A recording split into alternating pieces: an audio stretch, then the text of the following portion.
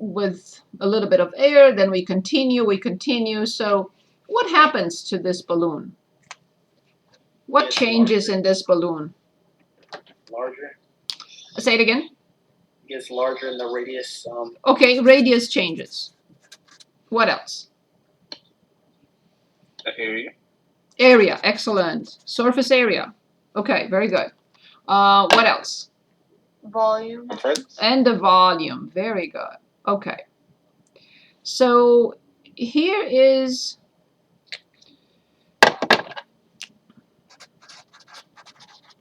so all these change.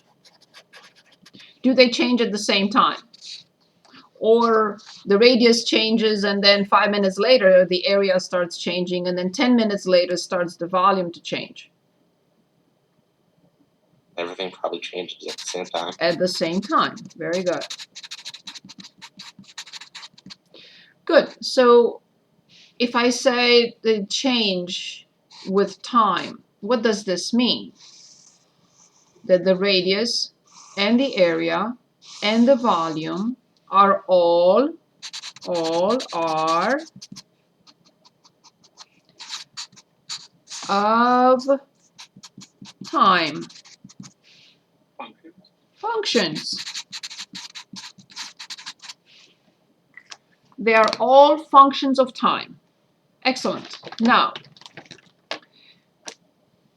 if they are functions of time, if I write dr over dt, or dA over dt, or dV over dt, what am I referring to? What are these?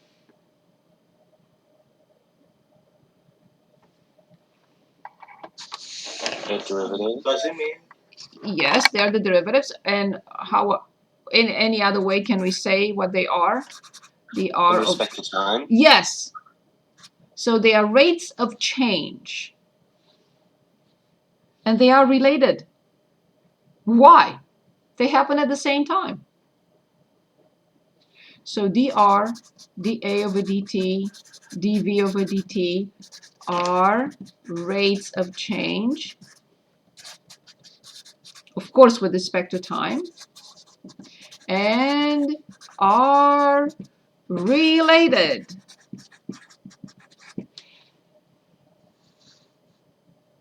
Related by what?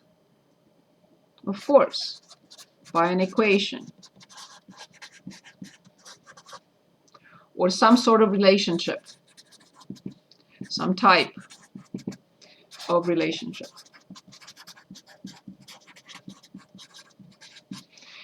Not only that they happen at the same time, not only that they are rates of change, but they are related. In other words, they are all involved, maybe some, maybe all three, maybe two, maybe four, who knows. But they are related somehow by a relationship, by an equation. This is the idea of related rates. We may be given the rate of change of the radius, and they want the rate of change of volume. They may give us the rate of change of area, and they may want us to find the rate of change of radius. So something has to be given. We cannot have more than one variable in any particular problem, right? So we may be given two rates of change and a third one. We may be given one, and then the second one needs to be determined. What is behind all this? Number one, potentially a graph, like a figure. Number two, find an equation given some related rate, some rates. And three, find a related rate. Find another related rate. This is the idea. So all problems will have a concept, will have something that we know about or we can figure out. We can come up with a graph. Not graph of a function, but graph of it could be a graph of a function, but something that relates to the problem. An equation in which we do have some related rates or one of them, and we have to find another. Okay, so this is pretty much the idea. So now let's start with our first example. That's what we're going to do for the rest of the class, and this is the last section of this chapter. I like this problem. Maybe I should open the book here just to show a graph and that we can read it together. Click, click, click. Okay, here's my book. And this is 3.9.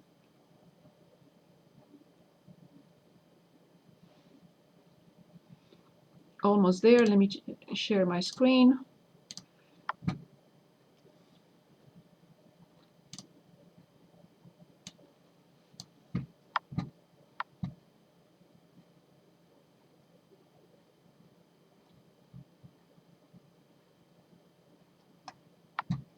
This is it.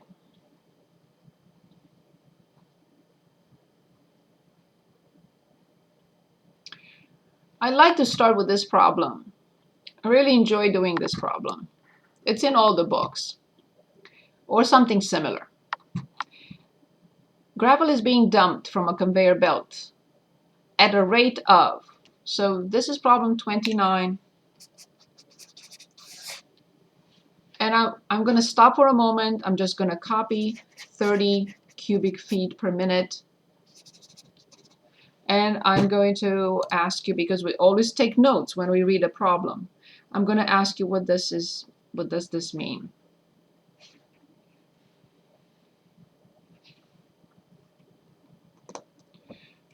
Looking at the measurement unit, you should be able to figure out immediately what that means. 30 cubic feet a minute. Correct. What is given to us? Remember, something like this has to be given to us. Is that the area? Volume over time? Yes, so what do I write? Anything that has two measurement units must be, yes, go ahead. D feet over d time. Exactly. So the measurement unit of the top, the measurement unit of the denominator. Any rate of change has two measurement units. One for the y variable over the one for the x variable. Dependent, independent. Excellent, thank you. Good. And its coarseness is such that it forms a pile in the shape of a cone. So stop in a moment. So this is our cone.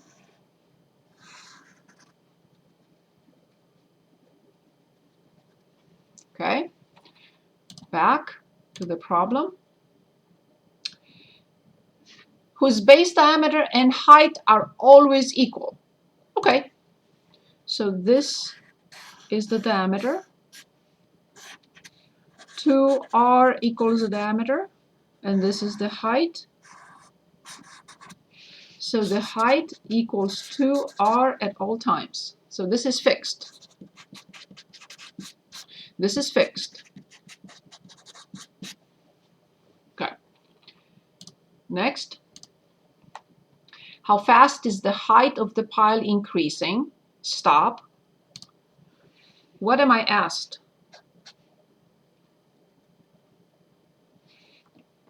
What is this? How fast is the height increasing? What does that mean? What am I interested in? What am I looking for? How fast is the height increasing? The rate of change of the height. Excellent. How do I write it? Brilliant. How do I write it? The derivative of the height with respect to time. Exactly, because they're all function of time. Brilliant, thank you. Okay, when the pile is 10 feet high. What is 10 feet?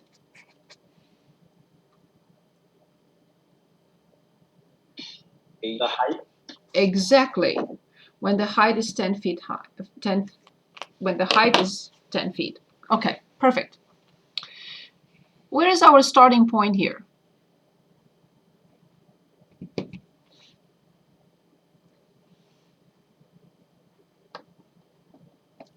Look at what is given in the problem and say, well, it's very clear. You have to start with,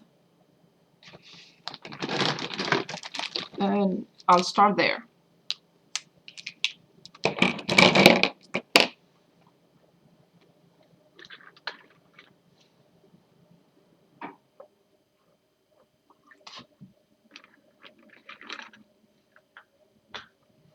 Okay, let's read the problem one more time.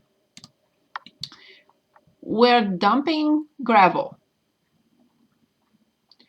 And we form this pile.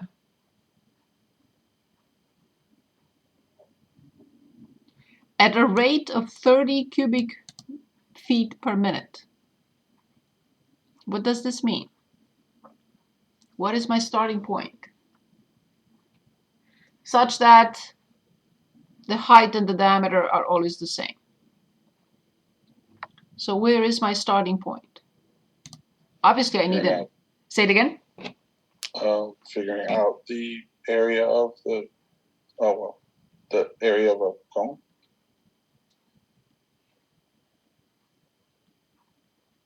Finding dVdt in terms of like R I have to R. dVdt, so I have to start with the volume. Good. What is the volume of a cone? So let me tell you how I think it's easy to remember. The volume of a cylinder is the area of the base 2 pi r squared times the height. The cone is the same with 1/3 in front. It's 1/3 of that. Oh, I'm sorry, I wrote 2. Sorry. Pi r squared h. I don't understand why I wrote the 2, but makes no sense. So area of the base, pi r squared times the height. This is the same thing over 3.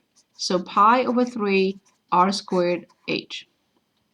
So the volume of a cylinder, pi r squared height, area of the base times the height, but the volume of a cone is 1/3 of that, pi over 3 r squared h. That is our starting point. That's what we have. We are given the rate of change of volume with respect to time. Okay. Now, this equation has how many functions of time? 2. Volume, radius, and height. The initial radius is here, and then the initial radius is here, and then it's this, and then it's this, and then it's this, and then it's this, and then it's this. Same thing with the height. The height here is this, and then later this, and then later this, later this. So 1, 2, 3. However, we are only interested in the h over dt. Let's replace the radius with h over 2. I'm going to replace the radius by h over 2 and square it. So then the volume becomes pi over 3, h over 2 squared times h. Is this okay so far?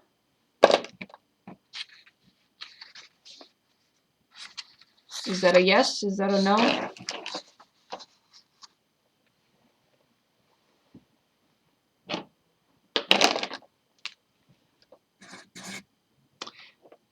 So the volume equals pi divided by 3, h to the third divided by 2 squared, which is 4, or pi over 12 h cubed. Do we agree so far? Any questions? Any questions here? Good. So now tell me what to write. I shouldn't write it there.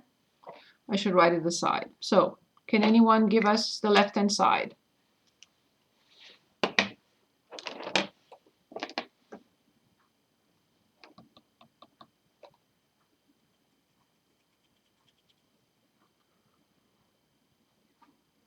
Would it be 0 since it's constant? It's a function, right? So this is a function. This is a function. Would it be the product rule? So we're only looking at the left-hand side. Is it dv dh? So this is a function of time, and age is a function of time. So when we differentiate this function with respect to time, I have to get dv over dt. They're all functions of time. This is an equation that relates two functions of time. This is a function of time. This is a function of time. The equation relates v to h, but they are both functions of time. And when I differentiate, let me mention, make it very clear, differentiate with respect to time, since v and h are functions of time.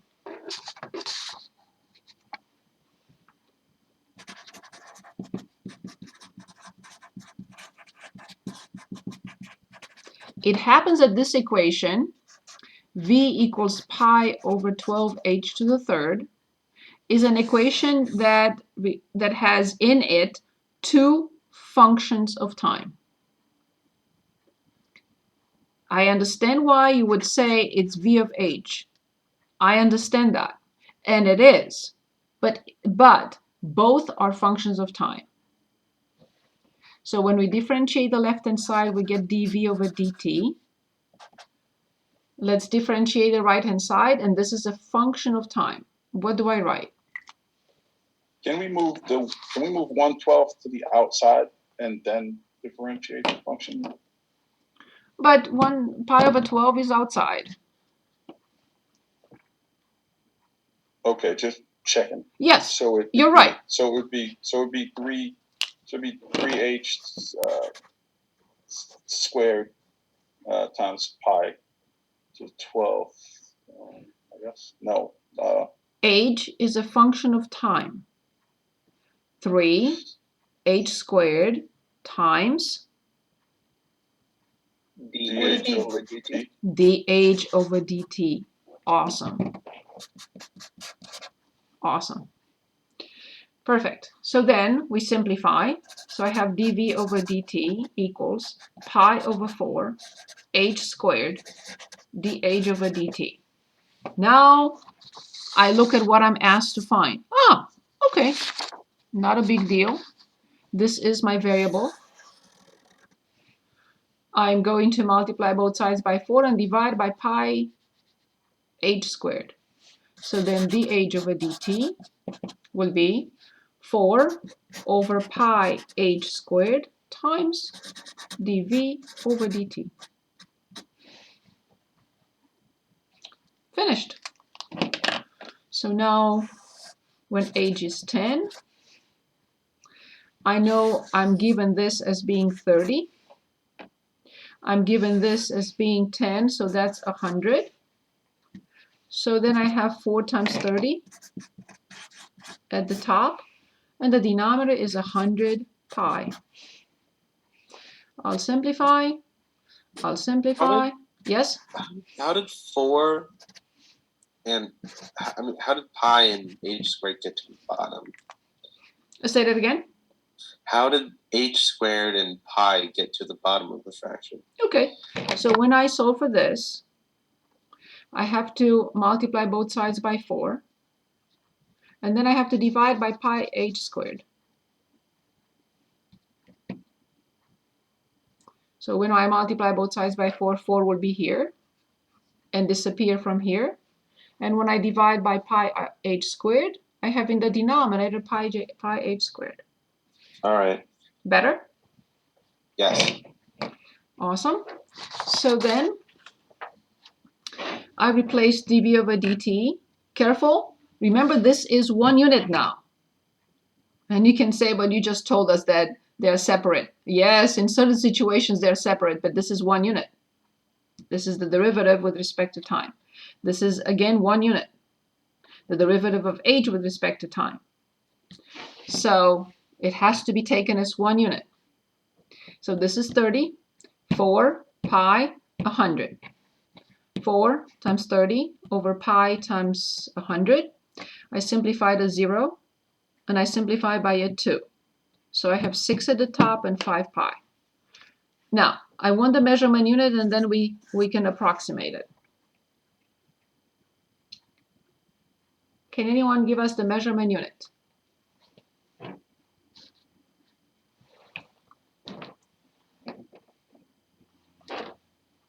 Feet per minute. Exactly. Excellent. Who said that? Najee. Thank you. And to approximate, where is my calculator? 6. Remember, be careful how you do this. You either divide by 5 and further divide by pi, or you divide 6 by parentheses 5 pi. Because if you do anything else, you're not going to get the correct answer. So 0.38 feet per minute. And it's increasing because the rate turned out to be positive. Okay, I didn't want to change that. I want to go back here. So this is our first problem on related